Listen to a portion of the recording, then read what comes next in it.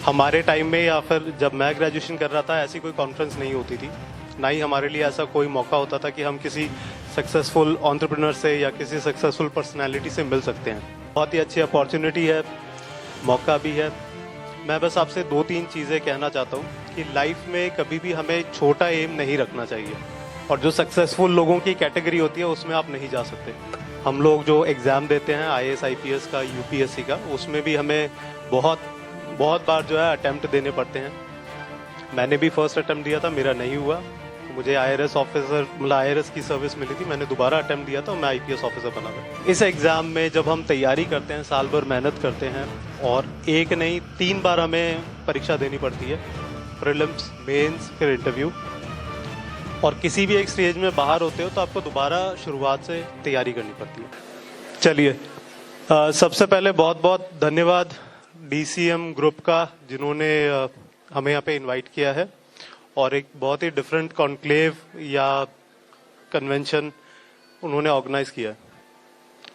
Young entrepreneur, मैं जो director साहब या CEO साहब थे उनसे मैं पूछ रहा था कि ये क्या पहली बार हुआ है, या जनरली हम देखते हैं कि जो एंटरप्रेन्योर्स हैं वो एक एज के बाद सक्सेसफुल होते हैं। और आज जो हमारे सामने स्टेज पे थे जिनको हमने फेलिसिटेट किया था, वो सारे अपने मेहनत से और अपने फोकस से बहुत ही कम एज के अंदर एक सक्सेस के पायदान को छू चुके हैं, और इसीलिए इन लोगों को फेलिसिटेट करना, इन्हें रिकॉग्नाइज करना बहुत ही जरूरी है, जिससे आगे आने वाली और जनरेशन्स जो कि बिजनेस में अपना फ्यूचर देखते हैं उन्हें एक नई सोच मिलती है, रोल मॉडल्स मिलते हैं और अपने लिए एक राह मिलती है।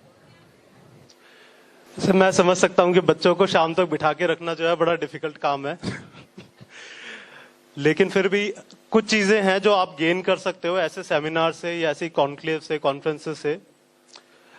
अभी आप सबकी एज बहुत कम है, आप स्टडी कर रहे हो या आप बेसिकली आप डिपेंडेंट हो अपने पेरेंट्स पे या अपने गार्जियंस पे। जैसे ही ग्रेजुएशन कंप्लीट हो जाएगी उसके बाद में एकदम से you will be facing the world.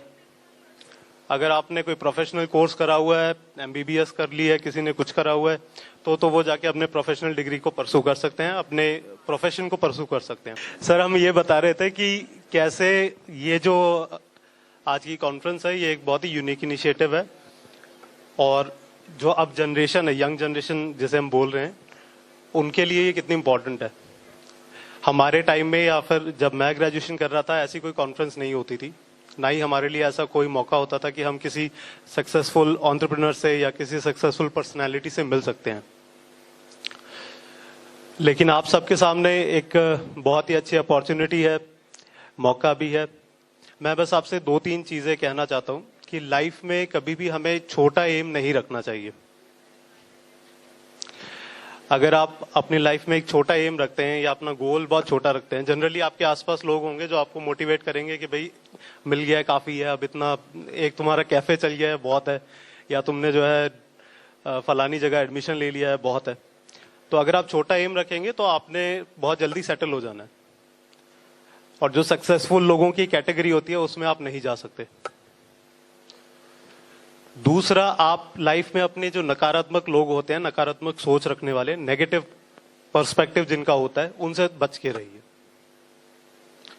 आगे जाके कॉम्पिटिशन्स बहुत हैं, कॉम्पिटिटिव एग्जाम्स, और हर चीज, हर तरह की परेशानी होती है, मॉनेटरी डिफिकल्टी होती है, अपॉर्चुनिटीज नहीं मिलती है। तो जो तीसरी बात मैं आपको बताना चाहता हूं वो है कि अगर कहीं आपको फेलियर मिलता है तो उससे डिसहार्टन नहीं होना है, या कोई भी ऐसा एक्सट्रीम स्टेप नहीं उठाना है जो कि जिसके लिए आपको बाद में पछताना पड़े या आपके परिवार को बाद में पछताना पड़े।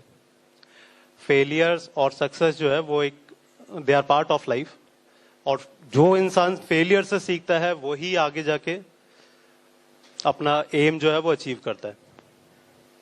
हम लोग जो एग्जाम देते हैं IAS IPS का, UPSC का, उसमें भी हमें बहुत बार जो है अटेम्प्ट देने पड़ते हैं।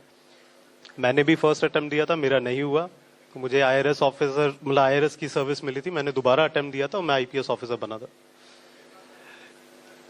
कई जो इनफैक्ट मैं आपको बताना चाहता हूं, जो हमारे DC सर हैं ये अपने बैच के टॉपर हैं।